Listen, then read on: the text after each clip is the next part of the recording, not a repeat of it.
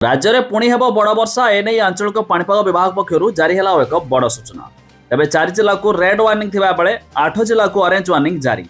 ओडिशार केउ जिला मानकरे पड़ियो प्रभाव आसंतु संपूर्ण अपडेट जानिबा ता पूर्व वीडियो को लाइक करंतु, सब्सक्राइब करना थिले एवं सब्सक्राइब करी पाखर थिबा घंटी चिन्ह को दबाई दियंतु।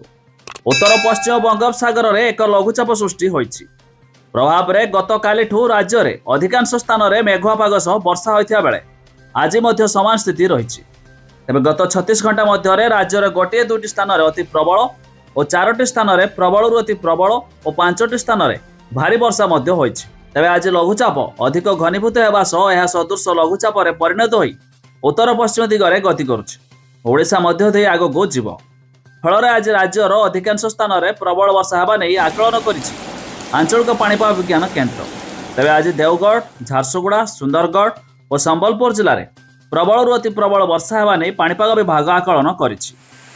सेथिपाई 4 जिला रेड अलर्ट जारी कराइछि। एसहित पुरी, कटक, खोर्धा, अनुगुल, केउझर, ढेंकानाल, नवरंगपुर और कोरापुट को मध्य प्रबल वर्षा नहीं ऑरेंज वार्निंग जारी कराइछि।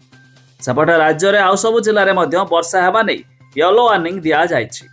तबे राज्य में 6 तारिख जाए एभली वर्षा जारी रहिबो बोली पाणीपाग विभाग पक्षरु कुहाଯାଇଛି।